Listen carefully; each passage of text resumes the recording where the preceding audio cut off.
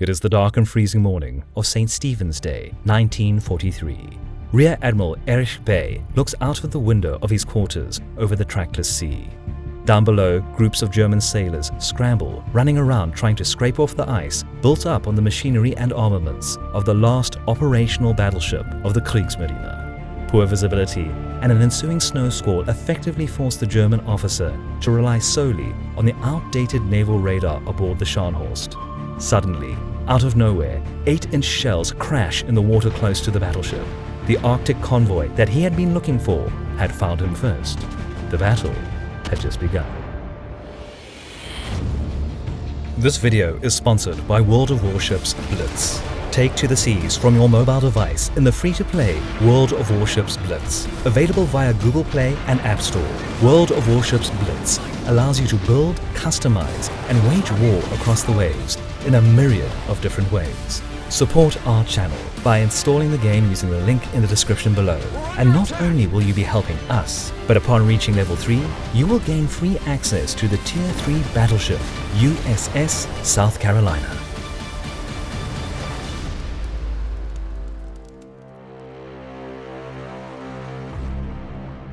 It's late November of the year 1943. Hundreds of Allied ships, formed into convoys, steam through the Arctic. They carry thousands of tons of oil, food, and military goods provided under the Lend-Lease program meant to aid Soviet Russia's struggle against the German Third Reich. Despite their losses, both the Kriegsmarine and Luftwaffe, operating from bases in occupied Norway, still pose a serious threat to these Allied transports, forcing the British Royal Navy to employ much of its fighting potential to fend off the Germans, who were looking for any sign of weakness to strike at. But 4 years of relentless struggle to overcome British dominance at sea took a great toll on the surface fleet, to the point where Hitler demanded the scrapping of all of the bigger vessels and divert resources to the new U-boats. Grand Admiral Karl Dönitz, who took command of the Kriegsmarine early in 1943, managed to placate the Führer and retain the surface fleet, as in Dönitz's view, it was still a useful asset of the German armed forces. In November of 1943, in addition to its U-boat flotillas, the Kriegsmarine had 2 capital ships anchored in Norwegian fjords. However, due to extensive damage that the Tirpitz received from a sneak attack by British midget submarines 2 months earlier, the only operational battleship left was the Scharnhorst, the most successful of all German capital ships. Grand Admiral Dönitz was hesitant to employ his sole available battleship for the task of raiding Allied Arctic convoys, as he was aware of the Royal Navy's vastly bigger numbers and, just as important, superior radar equipment. It was a threat that couldn't be underestimated in a possible engagement during the Arctic winter's long hours of darkness.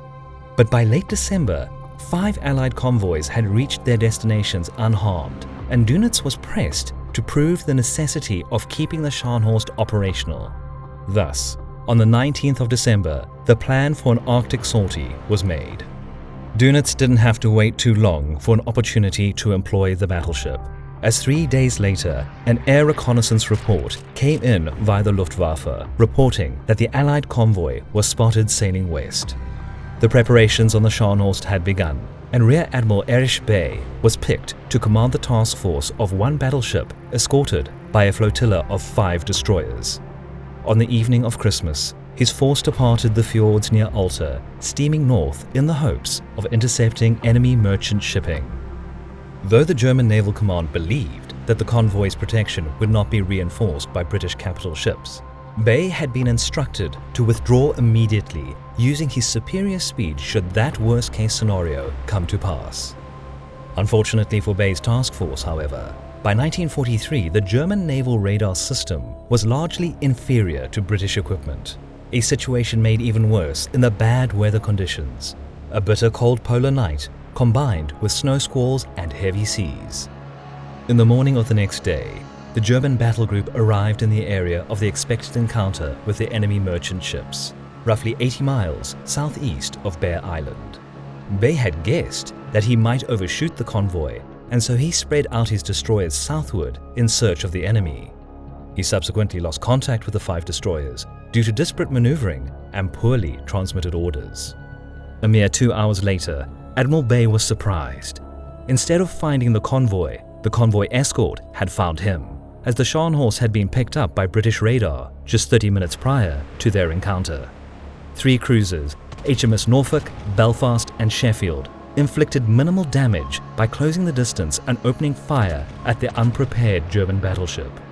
The Scharnhorst eventually responded, and her main artillery returned fire, but being unsure of the extent of the threat that he was facing and willing to draw the escort away from the convoy, Admiral Bay decided to turn and use his speed to open the distance again in order to attack from the north. As noon approached, the British cruisers failed to shadow the German battleship while she steamed forward. Even at its zenith, the winter sun over the Arctic Circle did little to improve visibility, never truly cresting the horizon. A southwesterly gale was driving low clouds, obscuring noon light, plunging the surrounding waters into perpetual twilight. While weather conditions did not make Bay's mission to find the convoy any easier, his guess turned out to be correct, as just after midday, he encountered the British cruisers once again. The Scharnhorst's main artillery roared, soon scoring first hits on the Norfolk. In exchange, medium-caliber British shells also reached the battleship. Even so, it could not be considered a fair fight, as despite their numerical advantage, the Royal Navy cruisers were still outgunned by the Scharnhorst, and both the Norfolk and Sheffield suffered damage from German shells.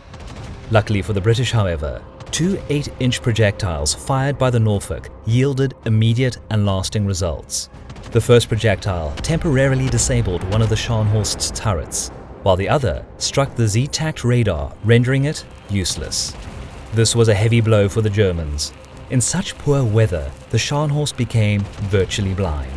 Rear Admiral Bay was perfectly aware of their perilous position and gave the command to terminate the operation against the convoy, subsequently turning south and getting back to the Norwegian coast, approximately 9 hours away from their current position. British cruisers commenced shadowing, but soon both the Norfolk and the Sheffield encountered engine problems and were forced to drop back, leaving HMS Belfast the sole vessel tracking the Scharnhorst. Fortunately for the British, Bay was unaware of that fact and did not take advantage of the situation.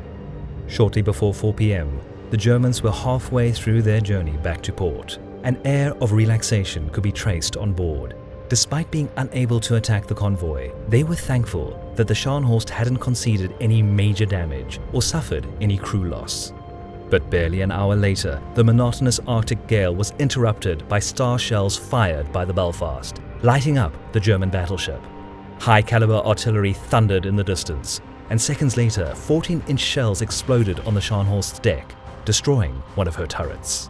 The 14-inch shells came from another British force, Force 2, a distant convoy escort comprising of battleship HMS Duke of York, light cruiser HMS Jamaica, and 4 destroyers under the command of Admiral Bruce Fraser.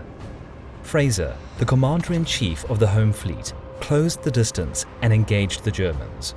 Those on board the Scharnhorst were shocked to be attacked by another battleship. Fraser had exploited the enemy's radar problems and flawlessly acquired a suitable position to begin the artillery barrage. Though being surprised and hit, the Scharnhorst returned fire using her optical rangefinders and aiming in the dark at muzzle flashes in the distance. Much to Admiral Fraser's astoundment, the shells landed dangerously close, with some throwing splinters on his flagship's boards. Nevertheless, the Germans were at a big disadvantage, and the Scharnhorst maneuvered to disengage, while another salvo from the Duke of York struck down 2 of her main gun turrets. Steaming at full speed north, the German battleship was soon engaged by the Belfast and the Norfolk, which forced her to turn east. The Scharnhorst was able to put some distance between herself and her pursuers, even managing to temporarily strike down radar wires on the Duke of York. None of the British ships were able to really cut through the rough sea at their speed of 30 knots. This was Bay's only chance to shake off his pursuit and possibly reach safety. As the distance between the enemies increased, Fraser grew skeptical about his chance of engaging the Scharnhorst again, and was about to turn back to protect the convoy when he received the message from the plotting room to continue his pursuit. One of the last shells fired by the Duke of York had hit one of the boiler rooms, and the German battleship was now steaming at 20 knots at best. The Germans were hemorrhaging speed. The fate of the Scharnhorst had turned once again. The British destroyers were first to catch up. The German crew tried to fend off the enemy with secondary armaments, but ensuing torpedo attacks resulted in 4 hits, which crippled the battleship even further to a paltry speed of 10 knots. Rear Admiral Bay already knew these torpedo strikes essentially sealed the fate of the Scharnhorst. In the course of the next hour, all pursuing ships caught up and began firing on the immobilized German ship. Soon, the very last turret was put out of action, and the Scharnhorst suffered continued torpedo attacks.